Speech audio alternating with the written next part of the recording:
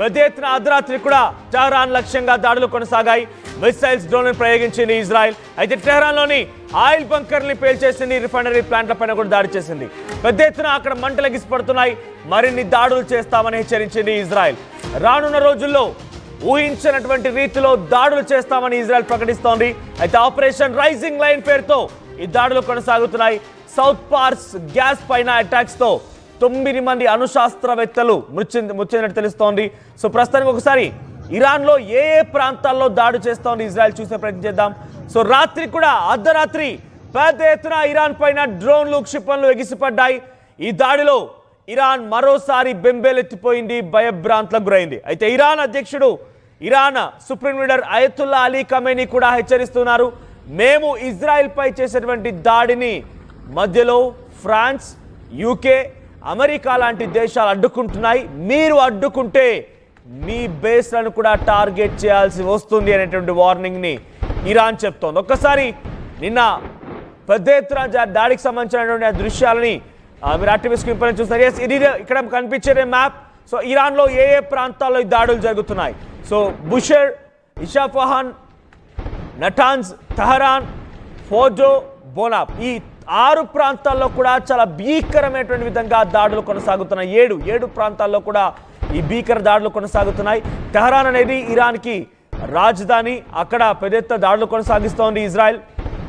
Natanz అనేటువంటి ఈ ప్రాంతం ఏదైతే ఉందో అది న్యూక్లియర్ స్థావరాలకు సంబంధించిన ప్రాజెక్ట్. ఎక్కడంగా అక్కడ దాడి చేసింది. పెద్ద ఎత్తున రేడియేషన్ లీక్ అవుతోంది.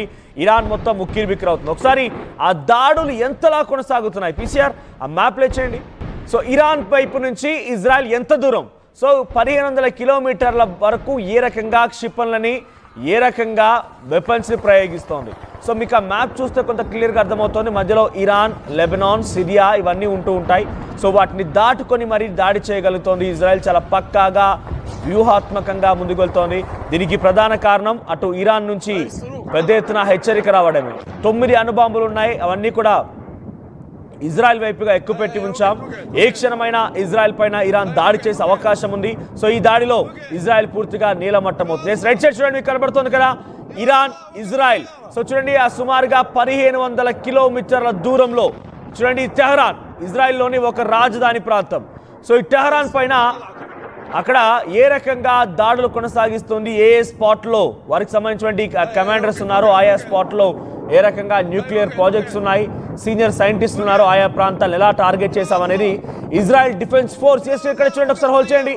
తాహిర్పూర్ కమాండర్ ఆఫ్ ది ఇరాన్కి సంబంధించినటువంటి వీళ్ళందరూ కూడా మరణించారు. వీళ్ళంతా దుర్మరణం పాలయ్యారు. వీళ్ళందరినీ కూడా హతమార్చామని చెప్పి ఇజ్రాయెల్ డిఫెన్స్ ఫోర్స్ చెప్తోంది.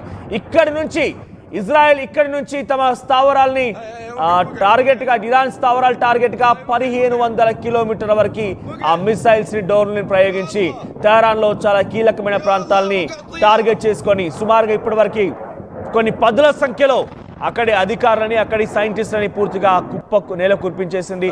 ఒకసారి నిన్న రాత్రి కూడా నిన్న ఉదయం నుంచి అర్ధరాత్రి వరకు కూడా పెద్ద ఎత్తున ఇజ్రాయెల్ మరోసారి ఇరాన్ పైన దాడులకు పాల్పడింది. ఒకసారి ఆ విజువల్స్ చూద్దాం.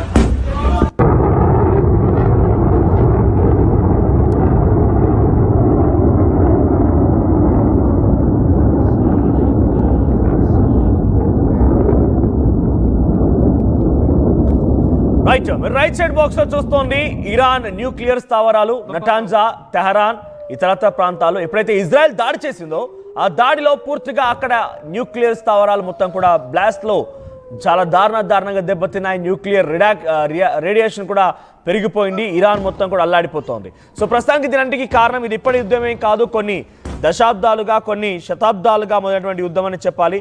కొన్ని వందల సంవత్సరాల నుంచి కూడా ఇరు దేశాల మధ్య ఈ యుద్ధం అనేది కొనసాగుతూనే ఉంది. అది ఒక కోల్డ్ వార్ నుంచి కాస్త ఇప్పుడు తారాస్థాయికి చేరింది. ఇజ్రాయెల్, గాజా, హమాస్, హెజ్బోలాకు సంబంధించినటువంటి లెబనాన్, సిరియా, గాజా ఈ 3 ప్రాంతాల్లో దాడులు చేస్తుంటే అక్కడ సంబంధించిన కొంతమంది సంస్థలు హెజ్బొల్లా, హమాస్ లాంటి కొన్ని సంస్థలపైన దాడులు చేస్తుంటే ఈ దాడిని ఇరాన్ తిప్పికొడుతోంది. ఎట్టి పరిస్థితుల్లో వారిపై దాడి చేయకండి అని చెప్తోంది, వార్నింగ్ ఇచ్చింది.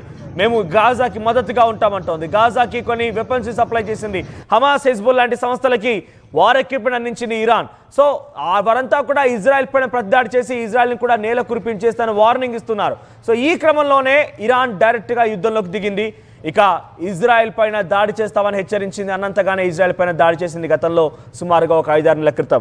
అయితే దాడిని తిప్పికొట్టే క్రమంలో ఇజ్రాయెల్ కూడా దాడి చేసే ప్రయత్నం చేసింది ఇరాన్ పైన. ఆ తర్వాత మరింతగా రోజు రోజుకు యుద్ధం పెరిగి ఏకంగా 9 అణుబాంబులు ఉన్నాయి. 9 అణుబాంబులను కూడా మేము ఇజ్రాయెల్ పైన ప్రయోగిస్తాం, ఇజ్రాయెల్ నెల కురిపించేస్తామని వార్నింగ్ని అటువైపు నుంచి ఇరాన్ వ్యక్తపరిచింది. ఏకంగా ఇరాన్కి సంబంధించిన సుప్రీం లీడర్ అయతుల్లా అలీ ఖమేనీతో పాటుగా ఆయన ప్రముఖ పొలిటికల్ అడ్వైజర్ ఉన్నటువంటి అలీ షమ్ఖానీ కూడా ఈ ప్రకటన చేశారు.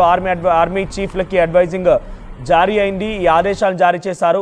సో అయితే మెల్లమెల్లగా వారు ఏ క్షణమైన దాడి చేయొచ్చని ఒక ఆలోచనతో ముసాద్ లాంటి ఒక అద్భుతమైనటువంటి ఇంటెలిజెన్స్ నిఘా విభాగం ఇజ్రాయెల్కి పనిచేస్తుంది. అయితే ఇజ్రాయెల్ ముందుగానే పసిగట్టింది, ఏ క్షణమైనా మా పైన దాడి చేయొచ్చు, ఏ క్షణమైనా మమ్మల్ని నేల కురిపించేయొచ్చు, కాబట్టి మేము దాన్ని ప్రతిఘటించాలి అని ముందస్తులో భాగంగానే సోమవారం రోజున చేసినటువంటి ఆ ప్లాన్ ప్రతీకారం ఇవన్నీ కూడా శుక్రవారం రోజున ఎగ్జిక్యూట్ చేయడం స్టార్ట్ చేశారు.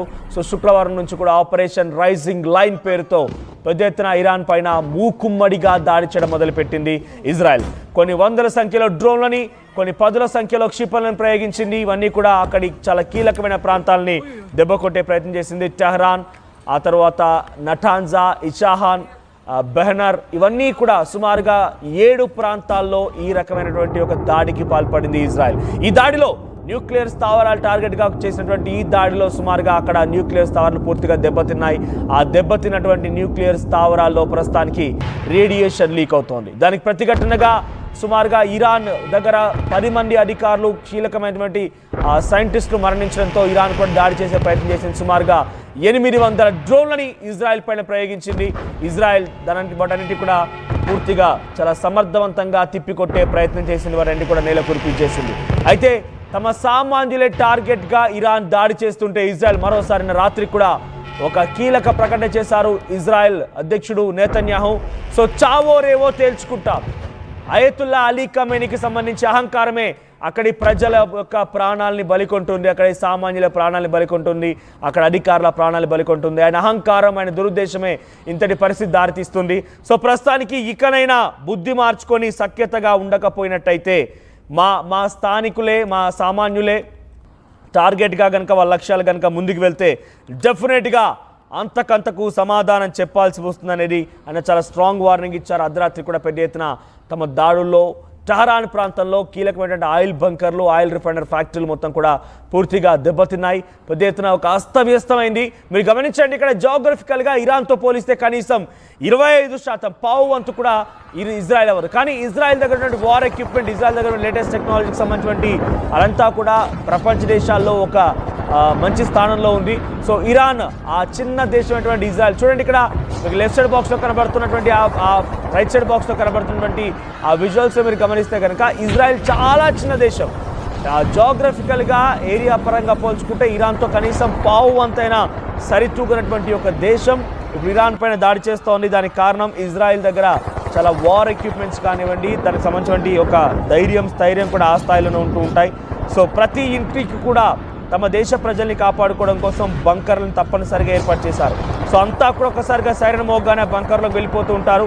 ఆ బంకర్లోకి వెళ్ళిపోయి వారంతా కూడా సురక్షితంగా వారి ప్రాణాలను కాపాడుకుంటూ ఉంటారు. ఎప్పుడైతే ఒక్కసారిగా సైరన్ మోగడంతో పాటుగా రెడ్ అలర్ట్ అనేటువంటి యాప్ ద్వారా వారికి ఇన్ఫర్మేషన్ వస్తుందో వెంటనే వారంతా ఒక్కసారిగా అందులో వెళ్ళిపోతున్నారు. ఒకసారి పీసీఆర్ రైట్ సైడ్ హోల్డ్ చేయండి. సో ఇజ్రాయెల్ చూస్తున్నారు కదా, వైట్ కలర్లో కనిపించేది లెఫ్ట్ సైడ్లో ఆ ఇజ్రాయెల్. సో పక్కనే